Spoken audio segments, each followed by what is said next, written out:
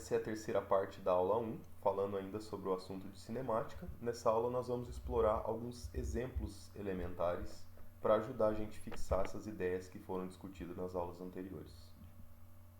O primeiro exemplo que eu queria discutir é o movimento uniforme. É o movimento de uma partícula, de um corpo, que mantém velocidade constante ao longo de toda a trajetória. Então, a primeira coisa que é importante quando a gente vai estudar o movimento de absolutamente qualquer coisa é definir um sistema de coordenadas, definir um ponto de referência e um eixo coordenado, né?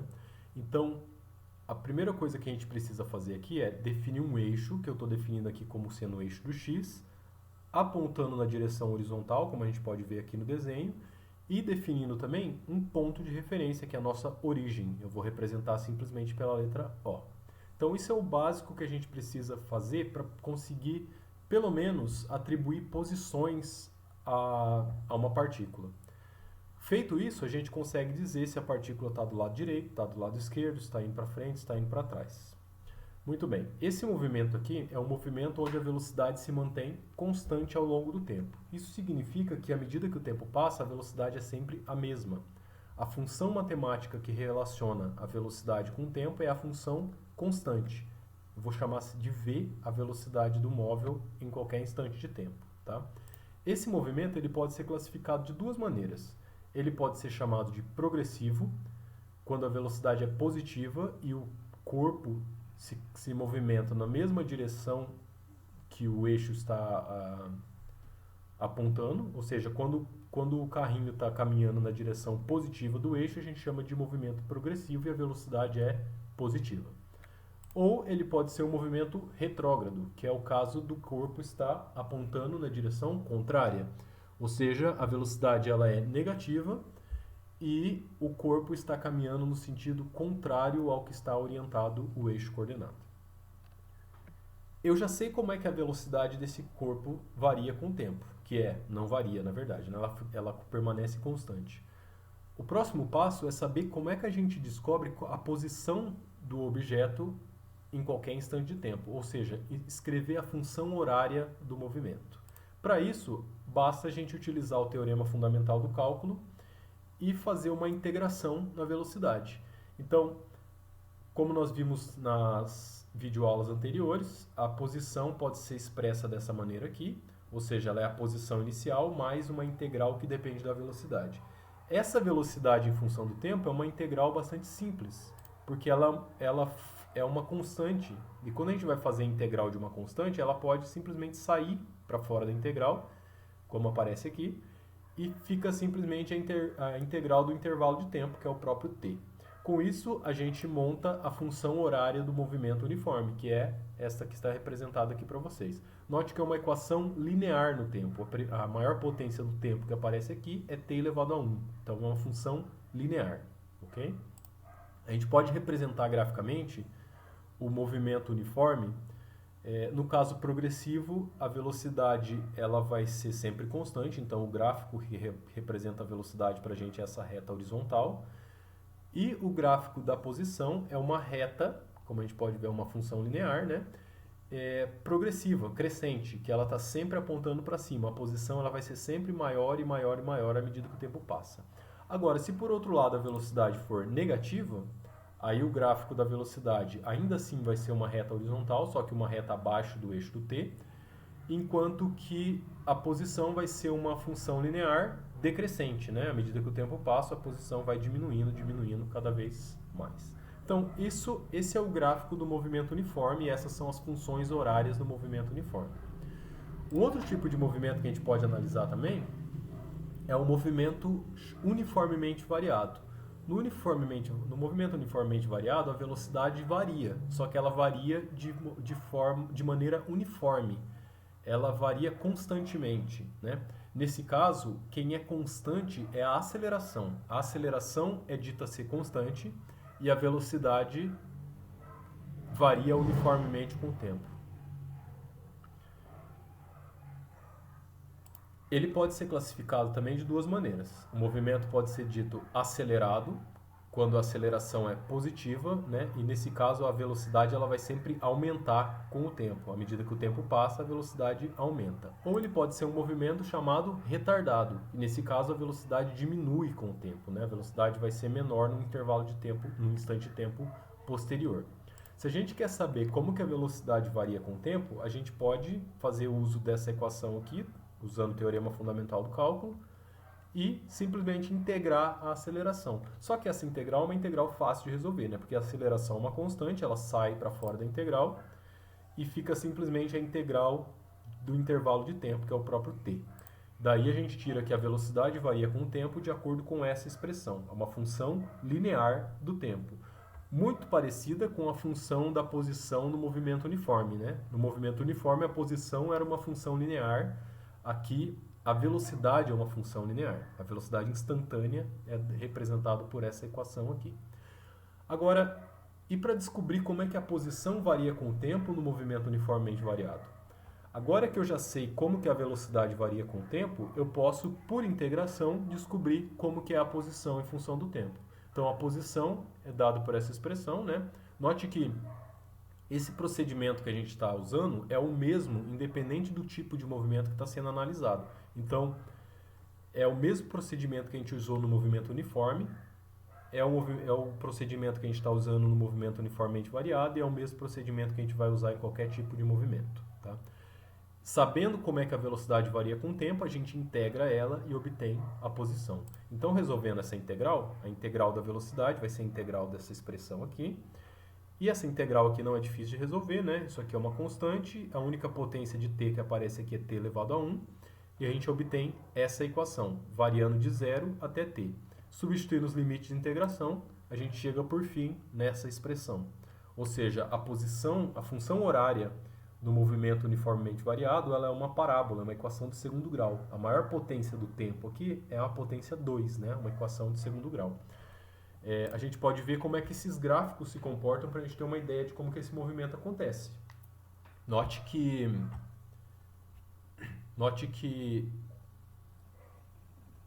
a velocidade ela é uma função linear do tempo, então é representado aqui por uma reta, né?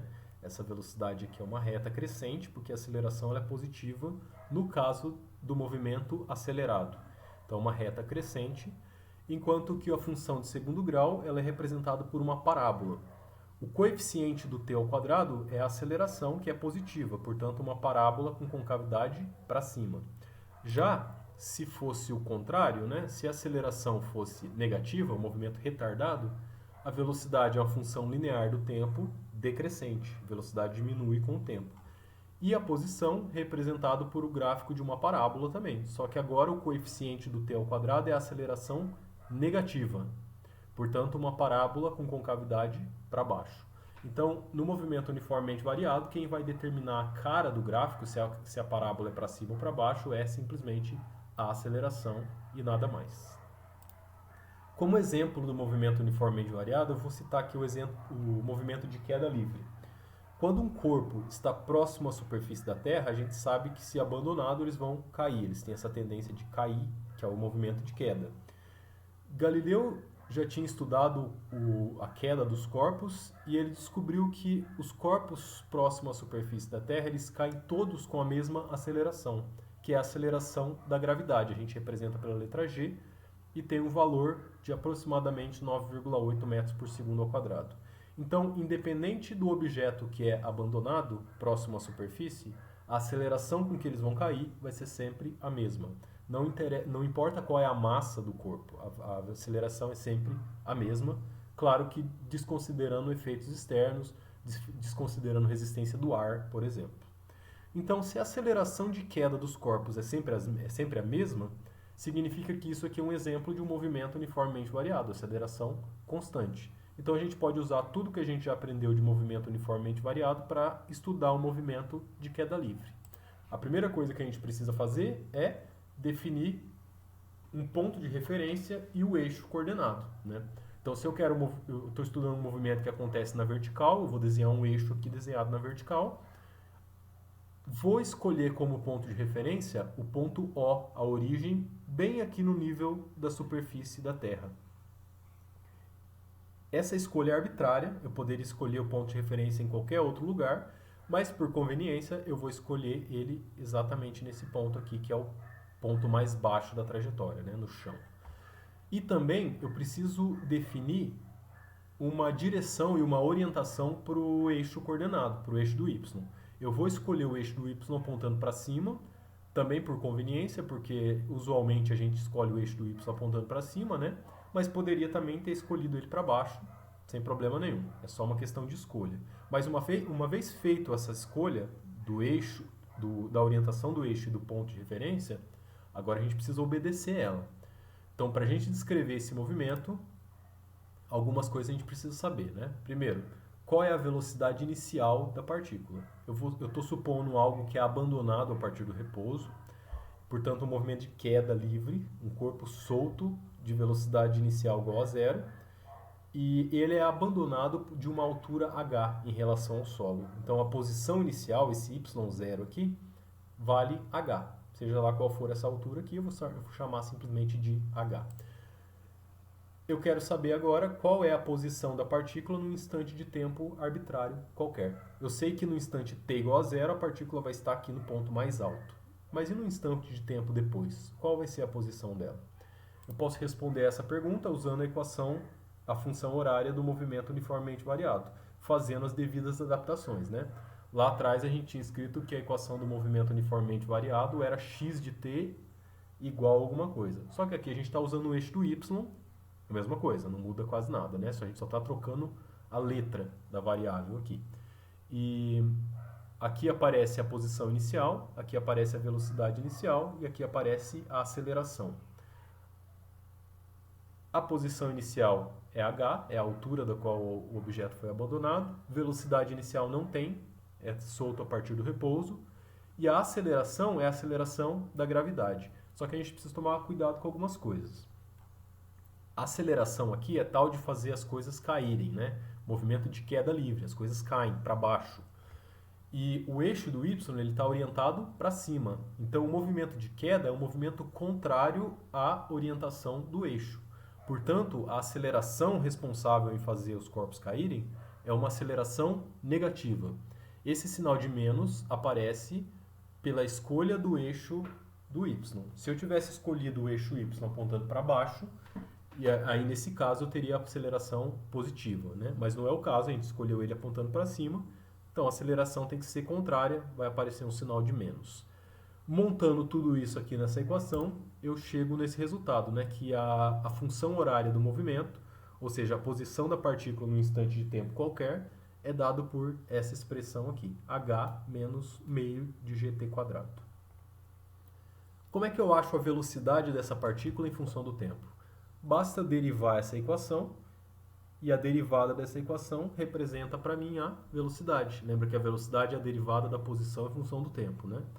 Derivando essa equação, ó, h é uma constante, vai embora, a derivada da constante é zero. Derivada de t ao quadrado é 2t. Com esse meio que tem aqui, cancela, né? O 2 do t com o meio, e sobra simplesmente menos gt. Então, a velocidade com que a partícula cai é uma função do tempo dado por essa fórmula. Note que essa velocidade vai ser sempre negativa. O g é sempre 9,8, positivo. O tempo, sempre positivo a partir de t igual a zero. Então, com esse sinal de menos que tem aqui, a velocidade vai ser sempre negativa. O que isso significa? Bom, como era de se esperar, o movimento de queda é um movimento para baixo, né? Apontando para baixo. As coisas em queda têm velocidade crescente, só que apontando para baixo, na direção contrária do eixo do y. Então, é de se esperar que a velocidade aqui seja sempre contrária do eixo do y e, portanto, negativa. Esse é um movimento essencialmente retrógrado, né? Porque a velocidade é sempre negativa, então um movimento retrógrado. Na próxima videoaula a gente vai estudar um exemplo bastante conhecido e bastante importante também para a física, que é o movimento circular e uniforme. Nós vamos ver como é que acontece, como é que a gente descreve a cinemática desse tipo de movimento.